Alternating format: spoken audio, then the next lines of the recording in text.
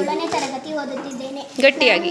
ನಾನು ಇಂದು ನಿಮಗೆ ಮಾನವನ ಹೃದಯದ ಬಗ್ಗೆ ವಿವರಿಸುತ್ತೇನೆ. ಮಾನವನ ಹೃದಯವು ನಮ್ಮ ಎಡಗೈ ಮುಷ್ಟಿಯಷ್ಟಿರುತ್ತದೆ. ಇದು ನಾಲ್ಕು ಕೋಣೆಗಳನ್ನು ಹೊಂದಿರುತ್ತದೆ. ಮೇಲ್ಭಾಗದ ಕೋಣೆಗಳನ್ನು ಹೃತ್ಕರ್ಣಗಳೆಂದು, ಕೆಳಭಾಗದ ಕೋಣೆಗಳನ್ನು ಹೃತ್ಕಕ್ಷಿಗಳೆಂದು ಕರೆಯಲಾಗುತ್ತದೆ. ಈ ಚಿತ್ರಕ್ಕೆ ಬೆನ್ನು ಮಾಡಿ ನಿಂತುಕೊಂಡಾಗ ಮಾನವನ ಎಡಭಾಗವು ಹೃದಯದ ಎಡಭಾಗವನ್ನು, ಮಾನವನ ಬಲಭಾಗವು ಹೃದಯದ ಬಲಭಾಗವನ್ನು ಸೂಚಿಸುತ್ತದೆ.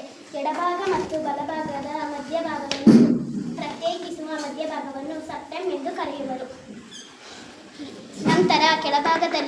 ನಂತರ ಕೆಳಭಾಗದಲ್ಲಿರುವ ಬಲಹೃತ್ಕಕ್ಷಿಯು ಸಂಕುಚಿಸಿದಾಗ ಶುದ್ಧ ರಕ್ತವು ಬಲಹೃತ್ಕಕ್ಷಿಯಿಂದ ಮಹಾಪಧಮನಿಗೆ ಚಲಿಸಿ ಅದರ ಕವಲುಗಳ ಮೂಲಕ ದೇಹದ ವಿವಿಧ ಭಾಗಗಳಿಗೆ ಚಲಿಸುತ್ತದೆ.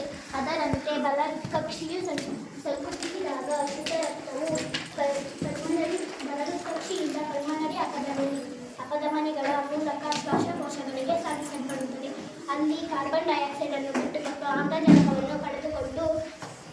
ಆಮ್ಲಜನಕವನ್ನು ಪಡೆದುಕೊಂಡು ಪಲ್ಮನರಿ ಅಭಿಧಮನಿಗಳ ಮೂಲಕ ಪುನಃ ಹೃದಯಕ್ಕೆ ಬರುತ್ತದೆ. ಇದೇ ರೀತಿ ರಕ್ತವು ದೇಹದಲ್ಲಿ ಒಂದು ಪರಿಚಲನೆಯನ್ನು ಪೂರ್ಣಗೊಳಿಸಲು 2 ಸಲ ಹಾಯ್ದು ಹೋಗುವುದನ್ನು ಇಮ್ಮಡಿ